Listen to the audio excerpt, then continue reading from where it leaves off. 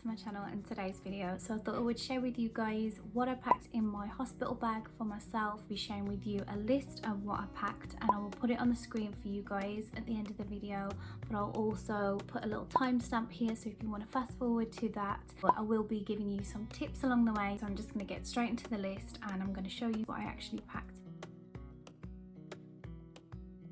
The first thing you need is big pants, and I would go for disposable ones. They're definitely the easier option. Go for a size up or 2 sizes up. These are huge, but what you do then is you will just line them with the really thick long maternity pads. You really want to go for like soft ones and the big long ones. And what I would do is I would have after birth, this is, and I actually put these on with the big pads when I was in labour. What the midwives want is to keep an eye on the colour of the water that is coming out, because they will ask you like, is it yellow, is it green, is it brown, is it red? You know, they want to know. So if you've got these white disposable pants on with the pads as well to catch any fluids, because you don't want to just be walking around the hospital dripping, so you need stuff to catch the fluids. Drinking water in labour and birth is the best tip anyone can give you, because when you take that first pee after birth, it won't sting half as much as if you were drinking squash or fizzy pop or even Lucozade. Take a water bottle, make it your partner's job to keep refilling that water bottle and drink it through labour.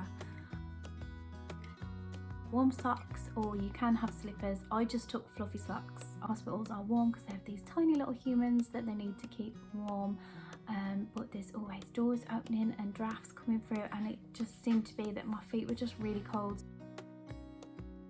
I just had a really light dressing gown. It was like a mint green t-shirt material because I knew that I'd be warm. But saying that, when we got up onto our ward on the night, it was really cold. There was a draft in the window. I do wish that I took a warmer one because I was really cold in the night. A 2-pack of nighties. I think one was grey and one was like a coral. I wanted to give birth in the coral one, so we had nice first pictures. But then when you're actually in the thick of labour, it was like, actually, I don't want to have to wash blood off my nightie and all of that, and I want something comfortable to, you know, to be in after birth.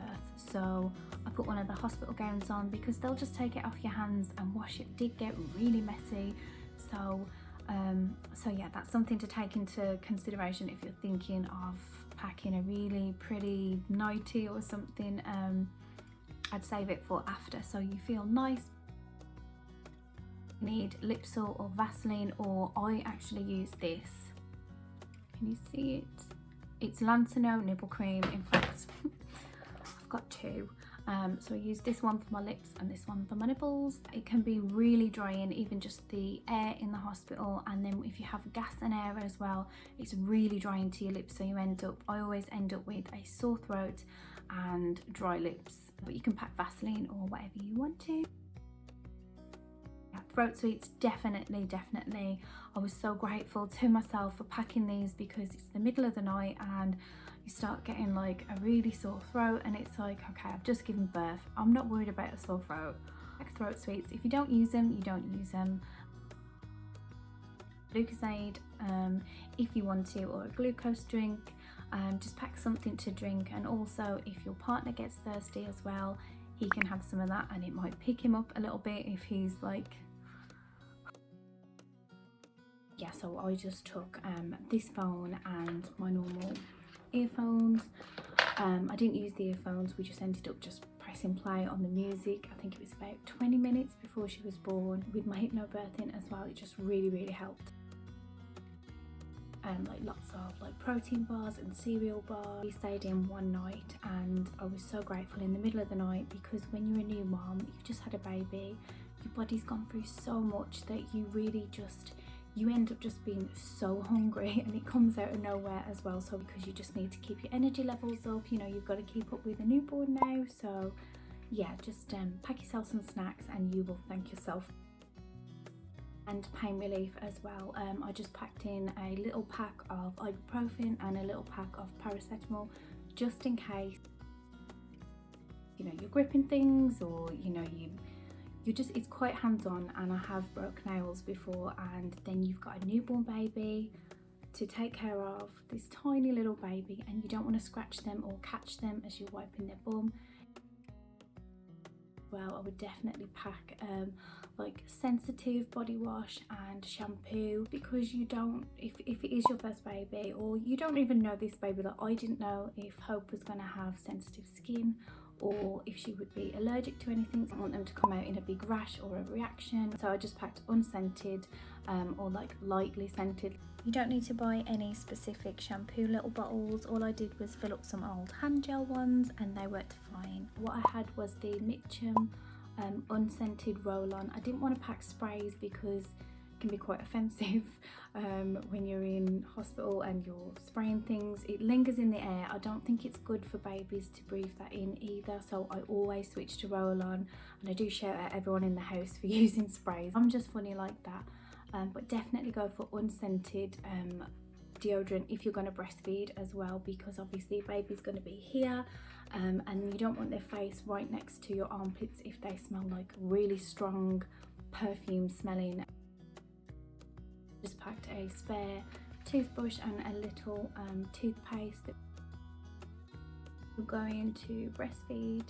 I would pack this definitely, and you don't really need much else if you're going to breastfeed, but definitely nipple cream, because it can just keep your nipples soft and it stops them drying out and getting cracked. Then for my PJs, I had really comfy long sleeve, just loose light wear and dark colours, and then I just had some like baggy pyjama bottoms. They were more like the harem ones, really comfy and slouchy, and I think you just need that comfort. And you know, you're going to be like, you're still going to be quite big when you're in hospital, and after you give birth, you're not going to go back down to the size that you were before pregnancy, because it takes a while for your uterus to shrink. And yeah, you're probably going to leave the hospital looking about 6 or 7 months pregnant still. But don't worry, your body's just been through a huge thing, and it will go back eventually. Again, I would go for the disposable ones, but I also packed in 2 pairs of black like boy shorts, a size bigger again, because I knew that I'd need to be wearing the pads. You'll be wearing the pads for a good 6 weeks after birth. So yeah, black, don't go for, or dark colours, just don't go for white. A hair bubble and a hairbrush. I just packed in some little bubbles and a brush, because I knew that I would just want my hair up and out the way. An extra long phone cable, because most of the time the charge ports in the hospital are right behind the bed or away from the wall, so you end up like texting your other half like this, because obviously like they can't stay over with you overnight. Well, they might be able to, I don't know, and couldn't with me. It would have been nice to have an extra long cable, so that is what I would pack. I did pack this, you don't have to, but this was just me. I'm quite funny with germs. If you know me, you already know that. But yeah, I packed in just a little pack of antibacterial wipes, and I did use this when I got in there, just to clean our little just anywhere that I felt that I just wanted to wipe down. It just made me feel a little bit more at ease. And I took hand gel as well, so after every nappy change, if I didn't want to get up and go over to the sink, because we were in like a bay that was shared and I didn't really want to leave her, then I just used the hand gel, and that made me feel better and clean.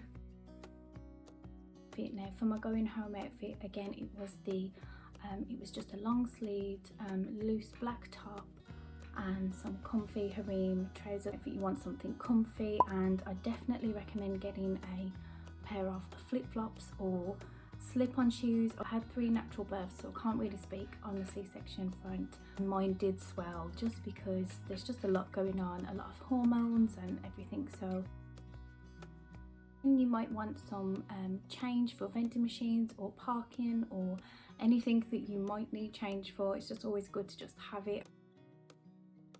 A thank you card and a pen. You might want to pack this, you might not want to. We just packed it just in case we had like a really good midwife or someone that did something amazing for us. We did use this because my midwife was absolutely amazing. She was so lovely, so softly spoken, and she really helped with my hypnobirthing, and she really looked after us. Boppy cushion if you're going to breastfeed, or just a cushion or pillow for your partner, you know, in case it's long. Is we actually did make up some Big Brother packs for our older children. Put in here was different things like colouring books and comics and Big Brother badges and some sweets and treats, and it was just nice for them to be given them when we were in labour and they found out. All the like shampoos and anything that could leak all went into Ziploc bags just to protect all my other things. And these clear bags, I think I had 3 of them from Amazon. I can't remember how much they were, but I'll link them in the description for you guys. And if you are giving birth during the pandemic, obviously you're going to need a mask. I'd go for one of these that are really like lightweight and just really comfortable. I'll try and put this in the description as well for you guys, but you can get them from Home Bargains. Clothes and my camera and everything I wanted to stay dry just went in this big one, and then what I did was just plonk all of this in just a backpack. It was one of my kids' backpacks actually. Just packed a little BB cream in and some waterproof mascara. It just made me feel a little bit more human after birth, and just for going home. A camera and a charger, or an extra like SD card, or if you've got an old phone that you want to take pictures on, you definitely don't want to miss out on any pictures. And if I forgot anything at all, I will put it in the description below. But what I'm going to do now is pop the list that I've been reading off on my phone. I'm just going to pop it on the screen for you guys. If you want to pause and screenshot, then you can. And good luck to you all. I will see you in my birth stories, which will be up on the channel next week, so make sure to hit subscribe so you don't miss it, and I'll be giving you some birthing tips for labour as well. So bye guys.